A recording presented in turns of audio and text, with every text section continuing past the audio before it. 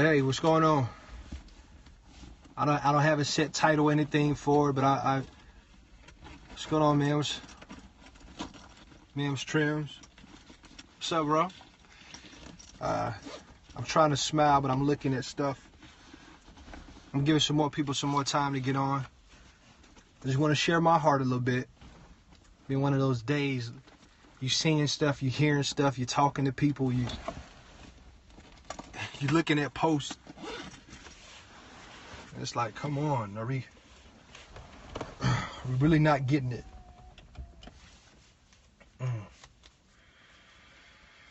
Man. It's Pastor Stephen, Johan Palmer, what's up?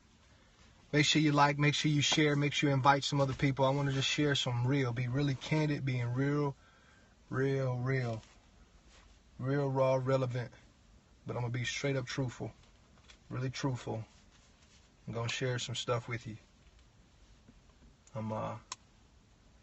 Yeah. Hey, Mickey. Give it a couple of more minutes. Man. Yeah. Wow. I don't know if you ever had one of them days and you're hearing a lot of stuff and you see a lot of stuff and it gets you wondering, it gets you thinking. So anybody else come on, they can watch it later. First and foremost, thank you. I'm Pastor Stephen, Johan Palmer. I appreciate you. I'm executive pastor at the Church of the Harvest, Fayetteville. I love our church where we love people back to life. It's an awesome church. We're real, we're raw, we're relevant. And Periscope is usually a little platform where I'm not preachy by no means, but it's really where I can just share my heart. And today was, I hear a lot of stuff. Like I said, today I was looking at some posts of some friends of mine, and then I go into work and I have to counsel some people. Then I listen and I hear some other things saying. I hear people doing crazy stuff, and I'm sitting to myself, and I had to ask myself this question. With as much sense that people have when we know right and we do wrong, or we know we shouldn't be in this relationship, I had to ask this question. I've asked this question to you, and ask all your friends this question. Ask yourself this question first. Must I be in a hole to realize that it's deep? Must I be in a hole to realize that it's deep? In other words, must I be in trouble to realize that I'm dealing with trouble? Must I get beat? Must I get cheated on to realize I'm messing with somebody or in a relationship with somebody I should not be in a relationship with? It frustrates the heck out of me. And I know it frustrates other people because you hear people weeping and crying. Well, I'm going to follow God, then I'm going to do this. What happened when you knew and you saw the red flags that you shouldn't be going down this path, or you shouldn't be in this type of relationship with this person because they're showing you who they really are, or you shouldn't be over here doing that because it's going to hurt you in the future. You may not feel the consequences right now, but what is it? Why do we have to be in trouble Why do we have to be in trouble and then we cry out to God? Why do we have to be in a funk? Why do we have to have our heart broken? Why do we have to have our head beat in? Why do we have to have our money funny before we really go to God and say, you know what? I probably should have listened to you. Why do we have to go through that? Like there's one particular person, they were in a, I told them, we were counseling and we were praying. He was like, yeah, I know I need to be out of this relationship. And they got back in the relationship with the person. And the person broke their heart. Go figure. He did it before. And granted, it's not to say, well, people change. Yeah, but they're not going to change in a month. They're not going to change in 2 months. Heck, some people are not going to even change in a year. If a person gives you signs, I don't care, especially a dude or even females nowadays. If they have a hidden agenda, if they want something from you, why are you jumping in it and you know it? You cannot change them. And God has given you all these signs. And I thought, Lord, you'll make a way of escape. So when we do get hurt, when we do get our heart broken, when money start acting funny, when we lose all our money, or something happens to us that we're just messed up, then we want to start praying and crying out to God, or we start blaming God for our funk, for our mess up because we did something. Like, that don't make any sense. Like, it does not make any sense. Like, I don't get it. And why do we put not only ourselves, but we put our children, we put other people that we love in jeopardy because they got to deal with us after the fact.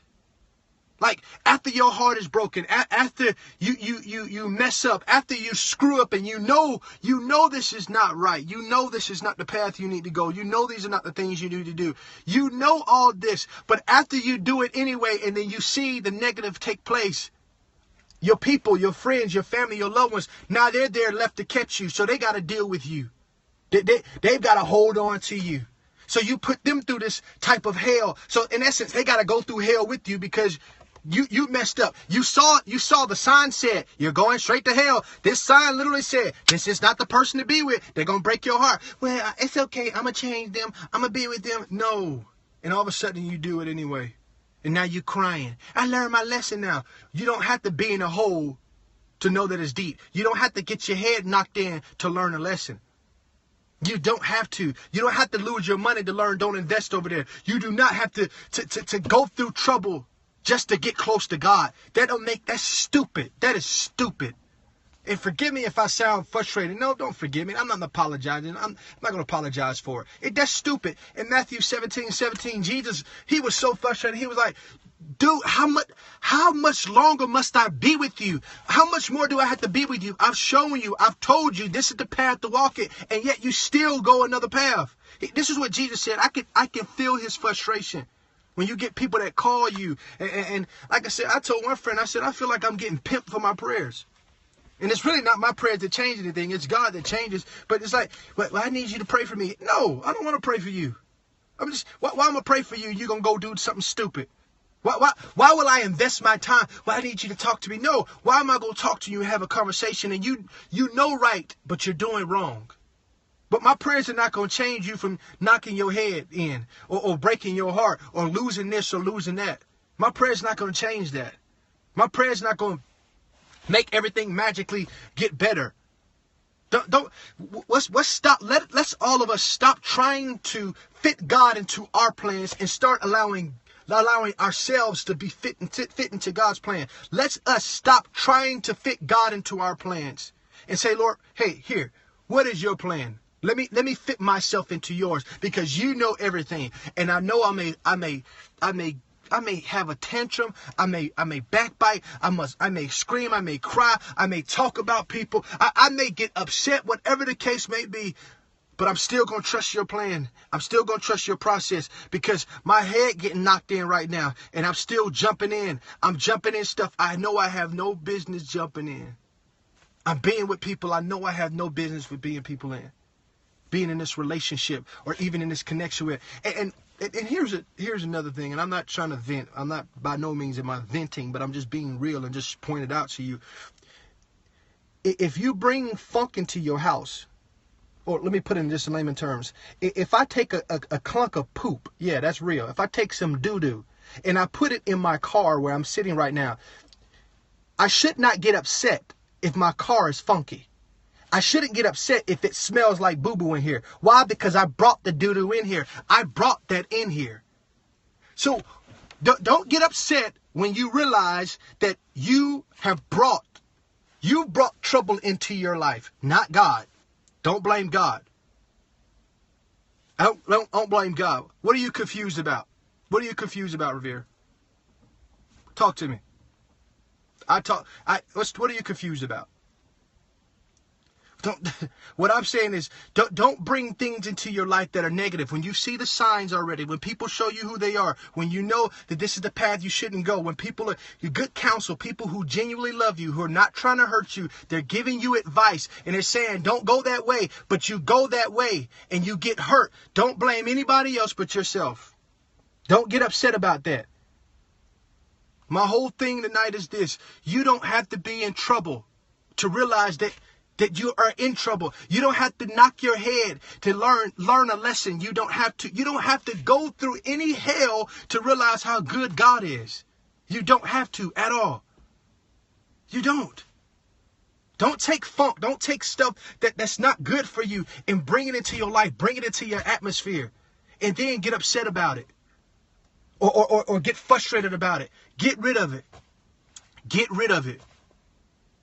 Get rid of everything that's holding you back, that's hindering you, that's stopping you.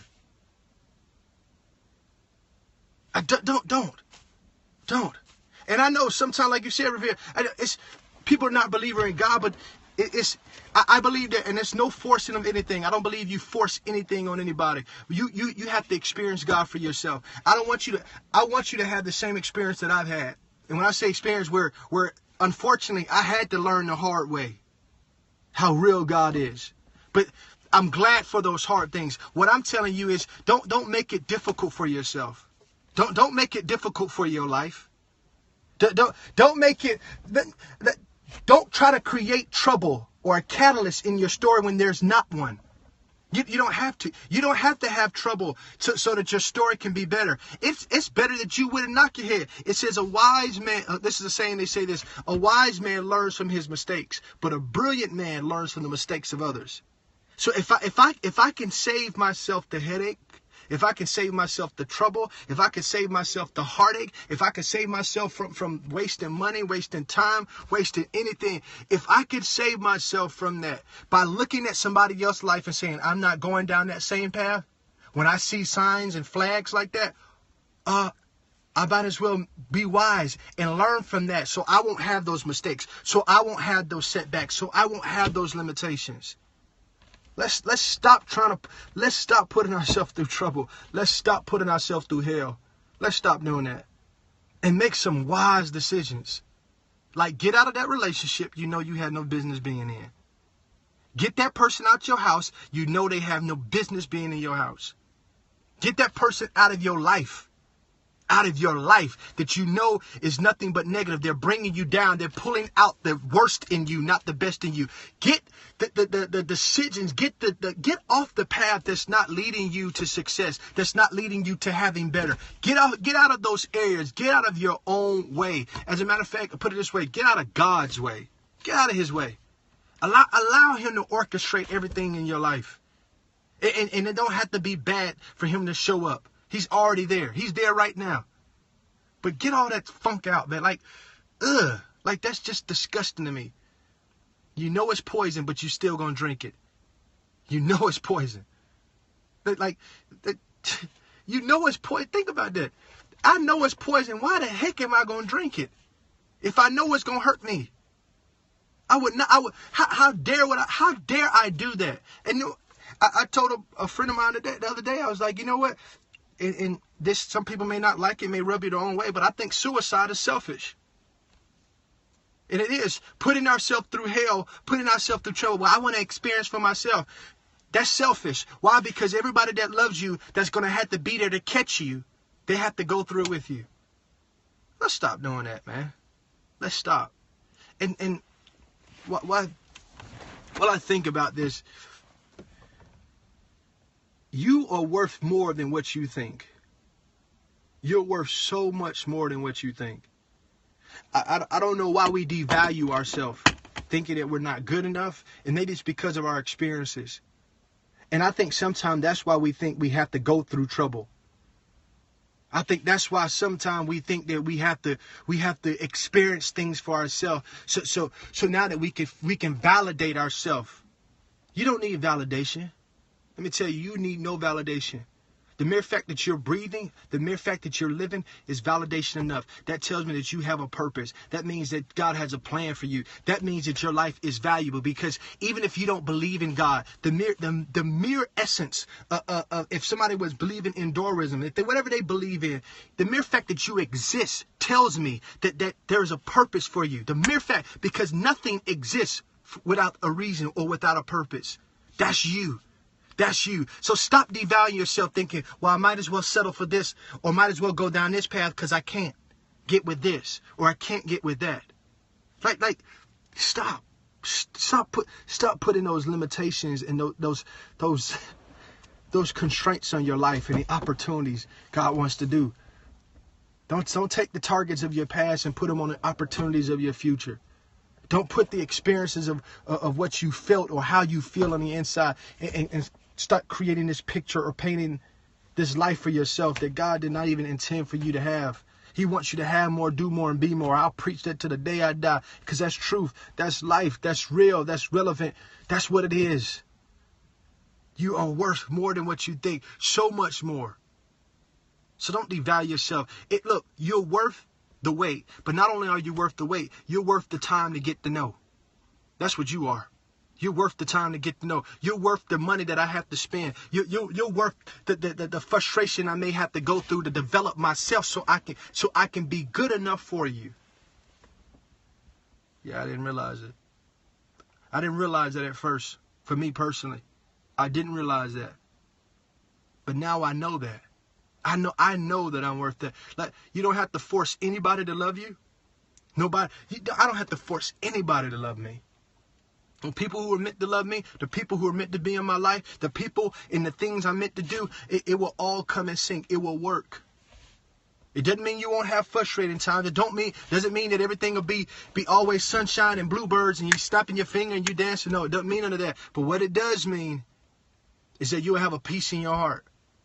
You have a peace in your heart, not in your mind, not a head peace, not something that we conjure up and think about, but a peace in our heart. Like, God, you got this. Like, it's good.